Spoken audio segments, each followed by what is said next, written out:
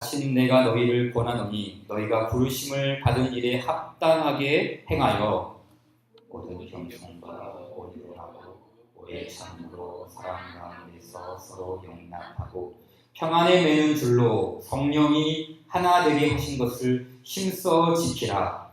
몸이 하나요 성령도 한 분이시니 이와 같이 너희가 부르심의 한 소망 안에서 부르심을 받았느니라.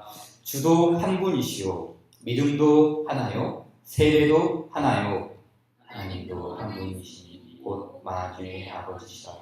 만유 위에 계시고 만유를 통일하시고 만유 가운데 계시도다. 우리 각 사람에게 그리스도의 선물의 분량대로 은혜를 주셨나니 그러므로 이르기를 그가 위로 올라가실 때에 사로잡혔던 자들을 사로잡으시고 사람들에게 선물을 주셨다 하였도다. 올라가셨다 하였은즉 땅 아래 낮은 곳으로 내리셨던 것이 아니면 무엇이냐. 내리셨던 그가 곧 모든 하늘 위에 오르신 자니 이는 만물을 충만하게 하려 하십니다. 그가 어떤 사람은 사도로 어떤 사람은 선지자로 어떤 사람은 복음 전하는 자로 어떤 사람은 목사와 교사로 삼으셨으니 이는 성도를 온전하게 하여 봉사의 일을 하게 하며 그리스도의 몸을 세우게 하십니다. 아멘. 굉장히 덥죠? 여러분 어떻게 여름을 어떻게 보내고 있는지 저도 잘 모르겠어요. 집에서 책상에 앉아서 가만히 선풍기 틀고 있어도 땀이 주르르 흐릅니다. 힘든데 그래도 교회에 오면 좀 시원한 것 같아요. 교회에 오면 아직까지는 에어컨이 잘 살아있는 듯한 그런 느낌이 듭니다. 오늘 믿음의 도리 18번째 시간입니다. 오늘날 교회는 그 어느 때보다 참 힘든 시절을 보내고 있다고 해도 과언이 아닌 것 같습니다. 60년대, 70년대에는 먹고 살 걱정 때문에 많이 힘들었죠. 교회도 힘들고 사회도 힘들고 교인들도 다 힘들었어요. 소위 말해 보릿고개가 찾아왔죠. 보릿고개. 그러나 요즘 교회가 이 시대에 교회가 힘들어하는 이유가 무엇입니까? 배가 고파서가 아닙니다. 먹을 것이 없어서가 아니에요. 오히려 영적인 기근, 영적인 기갈, 영적인 보릿고개에 들어섰기 때문이 아닐까요? 특별히 교회가 세상을 염려하는 것이 아니라 세상이 교회를 염려하는 그런 시대가 되었어요. 교회를 불신하는 시대가 시작되었다는 거예요. 실제로 비기독교인들을 대상으로 설문조사를 했어요. 교회를 안 다니는 사람들에게. 여러분은 교회를 얼마나 신뢰하십니까? 얼마나 나았을까요? 10명 중에 단 2명만이 교회를 신뢰한다고요. 20%가 넘지 않아요. 10명 중에 2명이 교회 믿을만 한 것 같습니다. 그리고 종교적으로도 3대 종파가 있죠. 천주교, 불교, 개신교. 이 순서 그대로예요. 천주교, 그 다음에 불교, 그 다음에 개신교. 개신교가 바닥이에요. 바닥. 신뢰성이 떨어져 버렸어요. 더 나아가 이제 비슷한 질문인데 목회자를 신뢰한다는 비율이 얼마나 됩니까?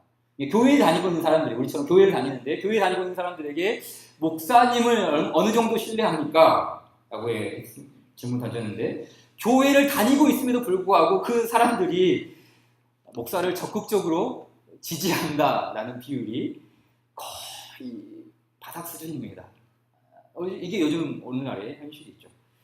물론 이와 같은 문제는 어제 오늘의 이야기가 아닙니다.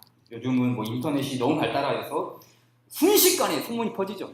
여기서 뻥 터지면 금방 소문이 나고 저기서 뻥 터지면 또 소문이 나고 저 아주 멀리서 소문이 딱 터져도 금세 알아요. 한국에서 일어난 일이 이미 미국에서 알고 있고 미국에서 일어난 일이 이미 한국에서 다 알려지고 있는 것이죠. 교회가 몰매를 맞고 있습니다. 그래서 이러한 문제를 좀 해결하기 위해서 교회 안팎으로 나름대로 신경을 굉장히 많이 쓰고 있어요. 기독교 윤리 실천 본부라는 곳이 있어요. 기윤실, 기독교 윤리 실천. 말 그대로 교회가 올바른 윤리를 실천할 수 있도록 돕고 끊임없이 경고의 메시지를 던지는 그런 기관이죠. 기독교 윤리 실천. 말 그대로 교회가 윤리를 바르게 실천할 수 있도록 도와주는 단체예요. 또 어떤 대형 교회에서는 성폭력에 관한 기구를 만들었어요. 성폭력.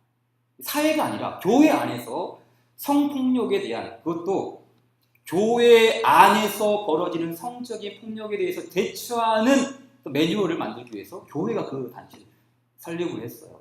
어떻게 보면 참 우리의 치부를 드러내는 것이죠. 우리의 치부를 드러내는 표현이죠. 그렇게라도 함으로써 이 교회가 조금 더 새로워질 수 있도록, 교회가 자정될 수 있도록 이렇게 노력을 하는 것이죠. 교회의 회복과 새로움을 위해 분명 이와 같은 노력들, 기윤실, 단체를 설립하는 거 다 필요합니다. 윤리운동 해야죠. 목회자의 도덕성 더 높아져야 합니다. 그러나 교회는 윤리와 도덕을 말하기 이전에, 교회가 윤리와 도덕을 말하기 이전에 무엇부터 개선되어야 할까요? 다른 게 아니에요.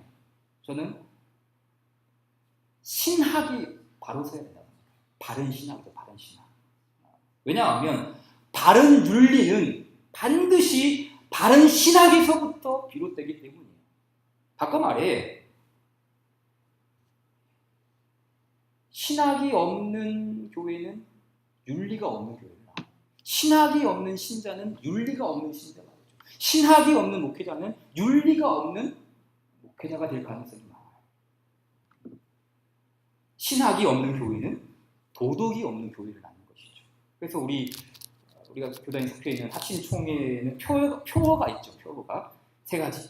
바른 신학, 바른 교회, 바른 생활. 바른 신학으로부터 바른 교회가 세워지고, 바른 교회를 통해서 바른 생활이, 윤리와 도덕이 이루어지는 것이죠.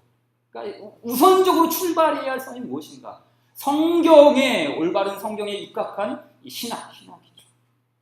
생각해 보세요. 여러분, 중세시대에 로마 가톨릭의 그 사제들이 막 타락하고 면벌부 제도를 이렇게 한 게 무슨 이유 때문입니까? 이게 무엇의 문제 때문입니까? 신학의 문제가 아닌가? 신학의 문제? 성경을 제대로 해석하여 그 신학을 세웠다면 교회가 이 면제부라는 아주 이 터무지없는 이설에 넘어갈까요? 신학만 바르게 세워졌다면 면제부 이런 거 통하지 않죠. 성경에 근거한 바른 신학이 세워질 때 바른 윤리와 바른 삶이 작동되는 것이죠. 즉 신학의 부재가 오늘날의 교회를 망가뜨렸다고 해도 과언은 아니죠. 마찬가지입니다. 오늘날 우리 교회, 이 시대의 교회를 비롯한 모든 교회가 주님이 원하시는 바로 그 교회, 주님이 원하시는 바로 그 교회가 되기 위해서는 다른 게 아니에요. 바른 신학, 성경에 근거한 바른 신학에서부터 출발을 해야 되죠. 특별히 교회가 무엇인지 알아야 돼요. 교회가 무엇인가? 성경이 말씀하는 교회가 무엇인가? 분명히 알아야 되죠. 우리 자신의 정체성, 교회의 정체성을 바르게 인식하는 것입니다. 왜냐하면 교회가 곧 성도이고 성도가 곧 교회이기 때문이에요. 저와 여러분 모두가 교회입니다. 그래서 지금 우리가 배우고 있는 사도신경 벌써 거의 끝나가는데, 이 사도신경에서 말씀하고 있는 교회, 이 교회는 무엇을 고백하고 있습니까? 나는 거룩한 공교회를 믿습니다. 이야기하죠. 나는 성령을 믿사오며 거룩한 공교회를 믿는다라고 이야기하죠. 우리가 거룩한 교회 그리고 공교회, 이 두 가지 중요해요. 거룩한 교회 그리고 공교회. 교회는 어떠한가? 거룩한 교회이고 그리고 공교회이다. 이것이 사도신경이 말하는 말이죠. 초대교회 때부터 이어져 오던 교회에 대한 성경적인 정의가 있습니다. 사도신경은 지금 두 가지 정도로 이야기를 하지만 보통은 교회를 네 가지의 속성으로 풀이를 합니다.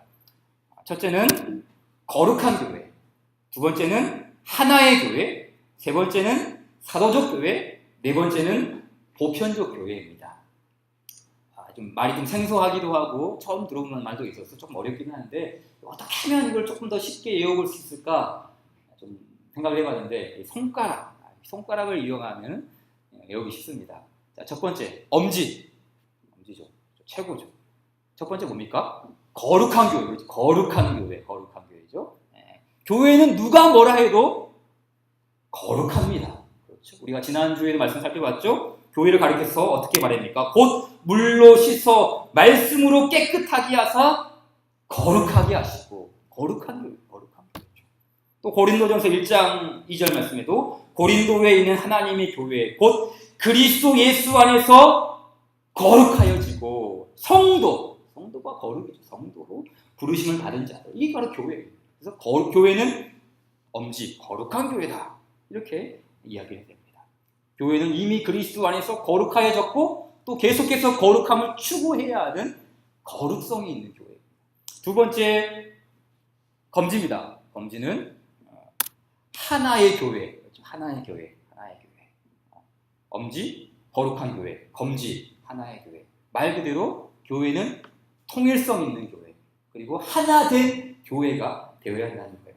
세상에 많은 교회가 있지만 실상은 교회는 하나입니다. 하나. 그렇죠?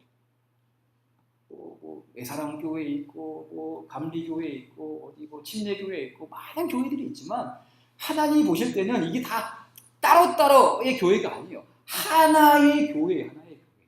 생각해 보세요. 우리가 하나님 나라에 가면은 어떻게 보일까? 장로교회 모여라, 침례교회 모여라, 감리교회 모여라, 오순절 모여라 그럴까요? 아니요. 다 하나의 교회로 모이기. 하나의 교회. 오늘 본문 말씀도 말하잖아요. 주님도 한 분이요, 믿음도 하나요, 세례도 하나요, 하나님도 한 분이시다. 하나로서 이렇게 이야기합니다. 또 사도행전에 보게 되면은 그 초대교회의 모토가 뭡니까? 초대교회의 모토는 다른 게 아니죠. 하나됨이죠. 하나됨. 사도행전 2장 46절에 날마다 마음을 같이하여. 같이 했어요. 모든 물건을 서로 통용하죠. 같이 했어요. 하나됨.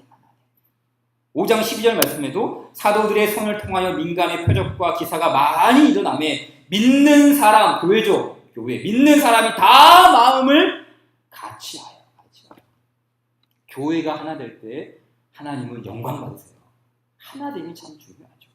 그러기에 교단이 나누어지는 것, 혹은 교파가 갈라지는 것, 교회의 분열은 사실 하나님이 기뻐하시는 일이 아닙니다.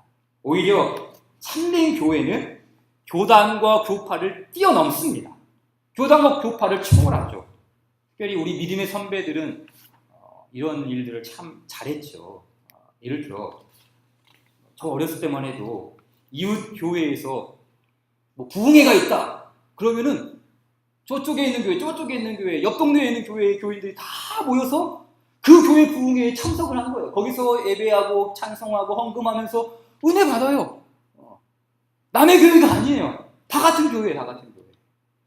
또 예전에는 어떤 교회의 성도가 이사를 해서 다른 교회에 등록하게 될 경우에는 들어보셨나요? 이명증서라는 거? 이명증서라는 걸 써주었어요. 우리 김 집사님 가정은 참 우리 교회에 있을 때 신앙생활 잘했습니다. 아무쪼록 새로 등록하게 될 교회에서 담임 목사님의 지도 아래 신앙생활 잘 할 수 있도록 부탁드립니다. 얼마나 아름답습니까? 오늘날의 교회와는 자기 교회의 이익만 추구하는 오늘날의 행태와는 완전히 다릅니다. 예수님은 교회를 하나 되게 하셨는데 우리 인간들은 교회를 쪼개고 교회를 가르고 각자 도생하는 그런 지금 시대를 살고 있습니다. 그러나 사실 우리가 그 개교회, 자기 교회의 그런 인식을 뛰어넘어서 교회가 하나 되는 그런 일을 할 때 사실은 이게 교회를 살리는 일이에요. 교회가 연합하고 교회가 하나 되고 교단을 뛰어넘어서 교파를 뛰어넘어서 교회가 하나됨을 이룰 때 사실은 그런 교회가 지역을 살리고 나라를 살리고 민족을 살리는 역할을 감당하게 되죠. 더 나아가 그 교인의 삶과 그 교인의 신앙을 바르게 지도할 수 있는 근거가 돼요. 그렇잖아요. 이 교회에서 문제를 일으키고 나갔는데 올바른 번진과 올바른 권변도 없이 그냥 다른 교회로 가버렸어요. 그러면은 그 교회, 새로 교회에 등록하게 될 교회에서는 어떻게 됩니까? 지도를 해야 되죠. 근데 그게 교회에 이게 안 되면은, 연합이 안 되면은 그냥 우리 교회 어서 오십시오라는 그냥 오히려 신자의 삶을 망가뜨리는 어떤 그런 악영향으로 흘러가게 있게 마련이죠. 거룩한 교회, 두 번째는 하나의 교회, 그 세 번째는 뭐냐면 사도적 교회입니다. 사도적 교회. 이 사도적 교회는 이제 바닥을 생각하시면 될 것 같아요. 거룩한 교회, 검지는 하나의 교회, 바닥은 사도적 교회. 왜 이 사도적 교회가 바닥인가? 에베소서에 이런 말씀이 있죠. 너희는 사도들과 선지자들의 터 위에, 교회는 사도들과 선지자들의 터 위에 세우심을 입은 자라라고 말씀합니다. 무슨 말인가? 교회의 가르침, 그 교회의 교리, 교회의 말씀은 어느 날 갑자기 하늘에서 뚝 떨어진 게 아니에요.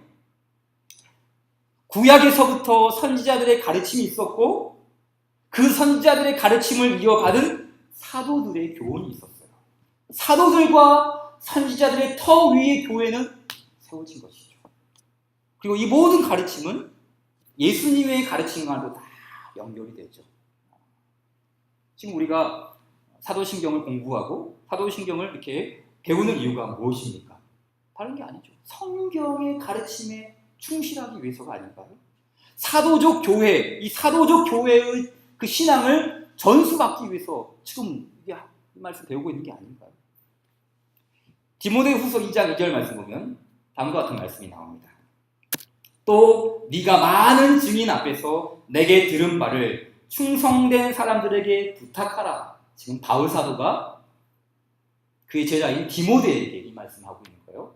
네가 많은 증인 앞에서 내게 들은 바를 충성된 사람들에게 부탁하라. 그들이 또 다른 사람들을 가르칠 수 있으리라. 그림이 그려지시나요? 바울이 디모데에게 전수하고 있어요. 디모데는 충성된 사람들에게 전수해야 돼요. 그러면 그 충성된 사람들은 또다시 다른 사람에게 그 진리를 가르치죠. 이게 뭡니까? 사도적 교회. 진리가 연속적으로 이어지는 거예요.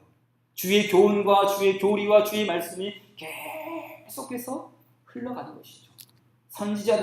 선지자들과 사도들의 터 위에 세우심을 받은 교회가 바로 이와 같은 모습이 있는 것이죠.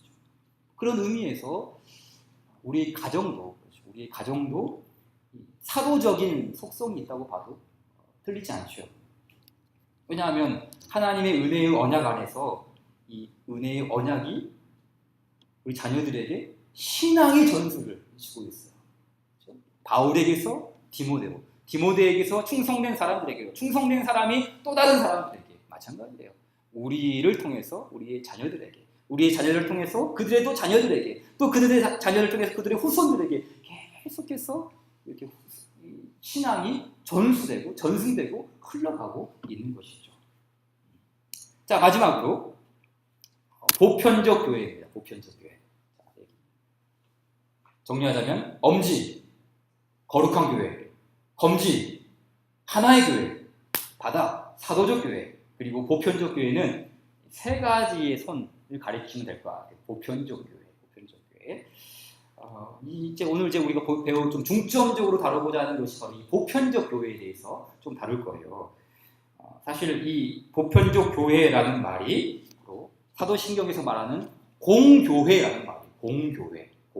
그래서 영어로는 이제 캐톨릭 처치라고 해서 이 공교회를 보편적 교회. 좀 공교회라는 말이 조금 어려우니까 보편적 교회라고 이렇게 부르는데 사실 둘 다 어려워요. 공교회라는 말도 어렵고 보편적 교회라는 말도 굉장히 어려워요. 그래서 우리가 사도신경 고백할 때 거룩한 공교회를 믿사오며 라고 하긴 하는데 이게 무슨 말인지 이해가 안 되는 채 그냥 이렇게 우리가 고백하죠. 공교회가 보편적 교회인데 그럼 이 보편적 교회가 어떤 의미인가? 아주 쉽게 설명하겠습니다. 아주 쉽게. 공교회, 보편적 교회라는 말은 다른 게 아니에요. 차별이 없는 교회라는 뜻이에요. 차별이 없는 교회. 그리스도의 구원에 있어서는 유대인이나 헬라인이나 차별이 없죠. 그렇죠? 그리스도 예수 안에는 주인이나 노예나 차별이 없습니다. 그리스도 예수 안에는 영남 사람이나 호남 사람이나 차별이 없어요. 그리스도 예수 안에는 갑질을 한다 그러죠. 갑이나 을이나 차별이 없어요. 세상은 어떠한 방법을 통해서도 막 차별하죠. 차별이 많이 있죠. 차별이 굉장히 많죠. 차별이 없다고 하지만 얼마나 많은 차별이 있습니까? 그러나 보편적인 교회라는 말은 차별이 없는, 그리스도 예수 안에서 차별이 없는, 누구나 그리스도 예수 안에서 누구나 하나님의 백성이 될 수 있다는 사실입니다. 찬송 가사 중에 이런 가사가 있죠. 주의 은혜 내가 받아 시온 백성 되는데 세상 사람 비방해도 주를 찬송하리라. 이거예요. 세상은 비방하거든요. 세상은 차별하거든요. 그런데 주의 은혜를 받으면 시온 백성, 시온 하나님 나라의 백성, 교회의 일원이, 그것이 유대인이 되었든 헬라인이 되었든 이방인이 되었든 피부색이 검정색이 되었든 하얀색이 되었든 노란색이 되었든 차별이 없다는 것이죠. 이것이 바로 보편적 교회, 공교회의 의미입니다. 주님의 은혜로 차별 없이 시온 백성이 되는 거예요. 요즘은 다문화 시대라고 그러죠. 다문화 시대. 요즘도 이제 거리 돌아다니고 보면 이제 참 다양한 피부색을 가진 친구들이 많아요. 그래서 언제부턴가 크레파스 색깔 중에 살색이 없어요. 살색이 없어요. 저희 어렸을 때는 살색이 있었거든요. 크레파스에 살색이 있었거든요. 근데 요즘은 살색이 없죠. 왜냐하면 우리 입장에서는 이 살색이 살색이지만 흑인들이나 백인들 입장에서는 이거 살색이 아니거든요. 그래서 요즘은 살색 대신에 연주황색 혹은 살구색이라는 색깔을 쓰더라고요.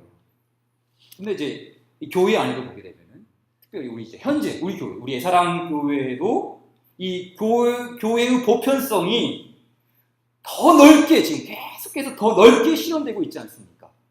그냥 주변에 있는 불신자들, 안 믿는 사람들이 우리 교회에 들어오는 것만 아니라 더 넓게 다문화 우리 식구들이 우리 교회 안에 이렇게 편입이 되잖아요. 외국에 있는 이방인들이, 외국 사람들이 우리 교회 안으로 이렇게 들어와. 우리나라에서 사는 것만 아니라 교회 안으로 들어와요. 이게 뭡니까? 하나님의 은혜의 언약 백성이 되는 거예요. 하나님 나라의 백성이 되는 것이죠. 교회 안에서 이 보편성 그 은혜가 확장돼서 보여지는 것이죠. 인종적으로, 그렇죠? 이 인종적으로 차별이 없는 보편성이 있는 것이죠. 또 하나 이 보편적 교회라는 말은 시간상으로도 차별이 없어요. 시간상으로도. 자, 질문 하나 던져볼까요? 여러분, 구약 시대에는 교회가 있었나요? 없었나요? 교회 없었나요? 교회 있었나요? 구약 성경에는 교회라는 명시적인 단어가 나오지는 않습니다. 그러나 구약에도 교회는 존재했죠. 하나님의 회중들이 있었어요. 이 회중이라는 말이 하나님께서 부르신 백성들, 하나님께서 불러 모으신 백성들이라는 말이에요. 신명기 말씀을 한번 볼게요. 여호와께서 이 모든 말씀을 산 위 불 가운데, 구름 가운데, 흑암 가운데서 큰 음성으로 너희 총회에 이르신 후에 더 말씀하시지 아니하시고 그것을 두 돌판에 써서 내게 주셨느니라. 이스라엘 백성들을 총칭하는 말을 총회라는 말을 썼어요. 총회. 이 총회라는 말이 부르심을 입은 자들, 즉 교회라는 말과 동일한 말이에요. 동일한 말. 교회라는 말은 없지만 역시 구약 시대이고 시간상으로도 보편성, 구약에도 교회는 존재했어요. 실제로 사도행전 7장에서 스데반 집사님이 이 출애굽한 이스라엘 백성들을 가리켜서 무슨 교회라고 했어요? 광야교회라고 했잖아요. 광야교회.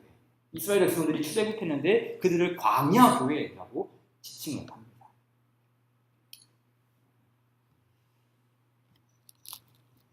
이 이스라엘 백성들 하나님께서 시온 백성으로 부르셨죠. 물론 이제 구약은 단점이 뭐냐면 구약은 그 이스라엘 백성만, 그렇죠? 이스라엘 백성만 하나님의 시온 백성으로 삼으셨다는 어떤 한정된 영역이 있는 것 같아요. 근데 잘 생각해보면 그것도 아니에요. 하나님께서 아브라함을 부르실 때 뭐라고 그랬습니까?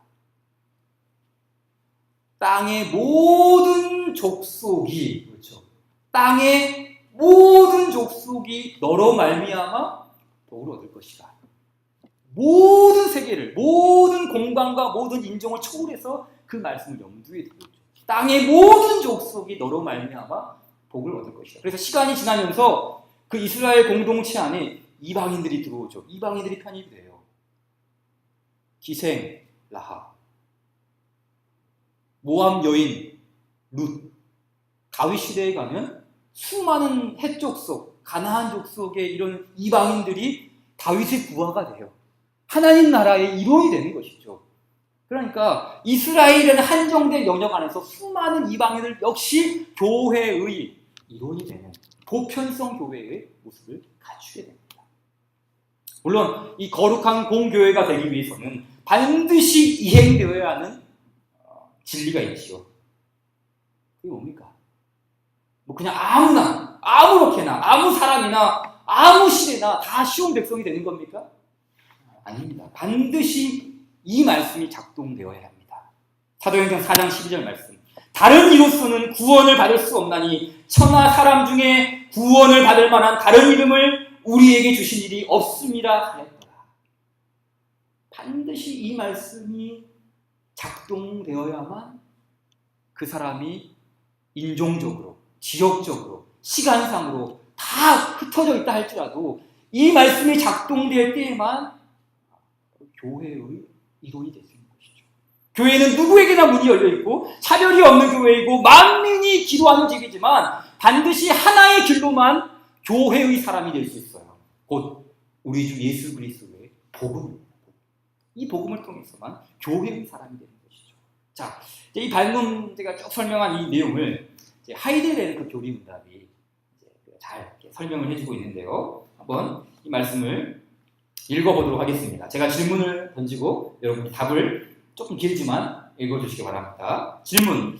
거룩한 보편적 교회에 관하여 당신은 무엇을 믿습니까? 시작. 나는 하나님의 아들님이 세상의 처음부터 마지막 날까지 모든 인류 가운데서 영생을 위하여 선택하신 교회를 참된 믿음으로 하나가 되도록 그의 말씀과 성령으로 자신을 위하여 불러 모으시고 보존하심을 믿습니다. 나는 지금 이 교회의 살아있는 지체이며 영원히 그러할 것을 믿습니다. 아멘. 그렇죠. 여기서 분명히 언급을 하죠. 뭘 언급했습니까? 세상의 처음부터 마지막 날까지. 교회는 구약이나 신약이나 주님의 백성은 항상 있었어요. 항상 있었어요. 세상의 처음부터 마지막까지 하나님의 교회는 계속 존재할 거예요. 주님 오실 때까지 이 교회는 존재합니다. 과거, 현재, 미래 계속 교회는 존재합니다. 시간을 뛰어넘는 보편적 교회, 시간을 뛰어넘는 공교회입니다. 그리고 모든 인류 가운데서 이야기하죠. 모든 인류 가운데서 영생을 얻기로 작정된 자는 주께서 다 부르시는 줄 믿습니다. 이게 바로 보편적 교회. 그리스도 예수 안에서 모든 인류를 시온 백성으로 삼으시는 하나님의 은혜예요. 그러니까 보편적 교회는 온 세상을 향해 뻗어갑니다. 온 세상을 뻗어가요. 온 세상에 그리스도의 영향력을 미치는 거예요. 세계 땅끝까지 계속해서 영향력을 미치는 거예요. 그래서 복음이 확산이 되고 더 나아가 그 복음의 영향력이 문화, 사회, 정치계, 교육계 흘러 들어감으로써 이 하나님의 교회가 충만하게 이루어질 수 있도록 이렇게 흘러가는 것. 이게 바로 보편적 교회의 특성이죠.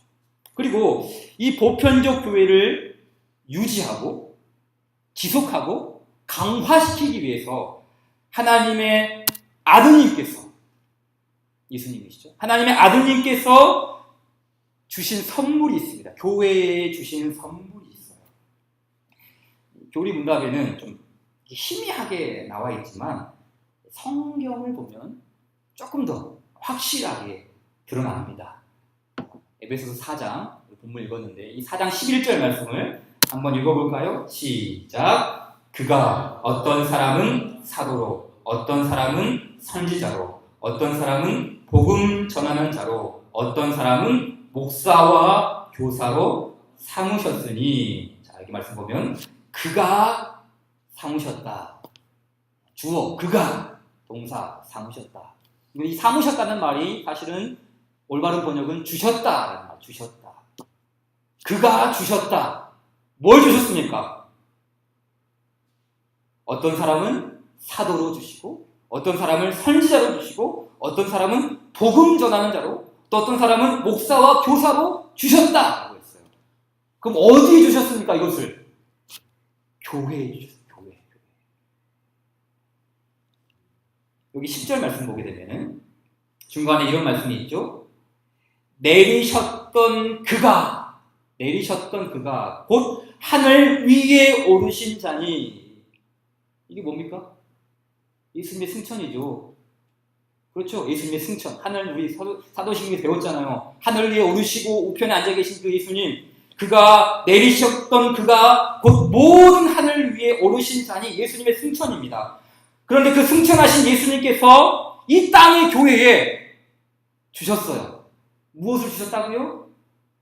사도를 주시고, 선지자를 주시고, 복음 전하는 자를 주시고, 목사와 교사를 주셨습니다.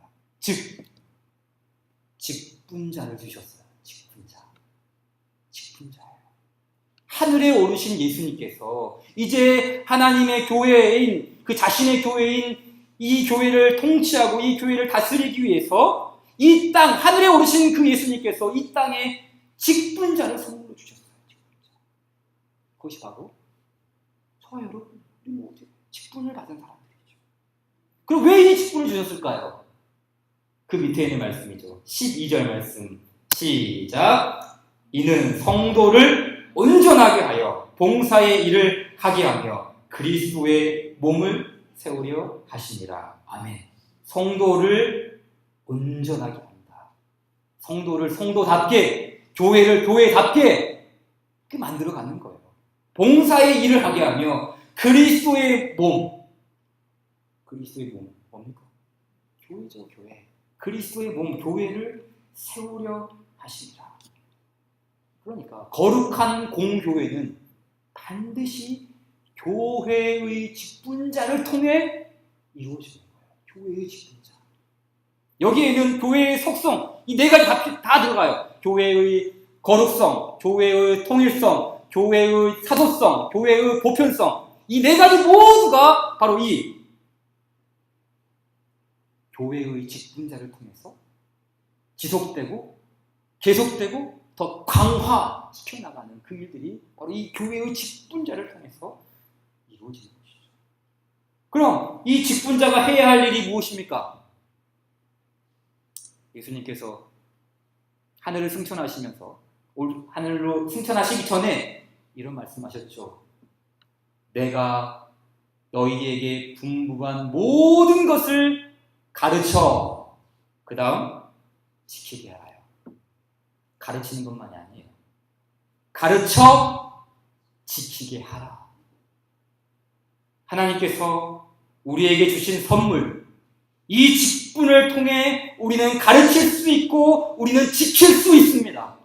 교회의 직분자가 이 일을 감당할 때 교회는 살아납니다. 교회는 회복됩니다. 교회는 영광스러워집니다. 앞에 말한 그 교회의 윤리의 부재, 주께서 말씀하신 이 모든 것을 가르쳐 지키게 하라. 그 신학과 그 정체성과 그 말씀이 가르치고 지켜질 때 교회의 영광이 회복되는 거예요. 교회의 사도성, 교회의 거룩성, 교회의 보편성, 교회의 통일성, 이 모든 것이 바로 직분을 맡은 우리 모두를 통해서 하나님께서 해나가시는 그 일이라는 것이죠. 교회의 영광, 교회의 새로움, 교회의 회복, 다른 거 있지 않아요.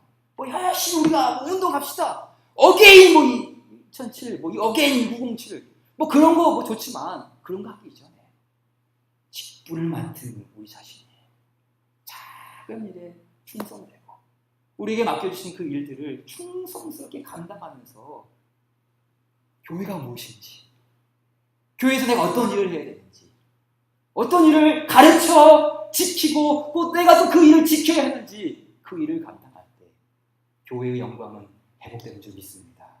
우리를 통하여, 직분자를 통하여 교회를 새롭게 하실 그 주님을 기대하는 저와 여러분 되기를 주님의 이름으로 축원드립니다.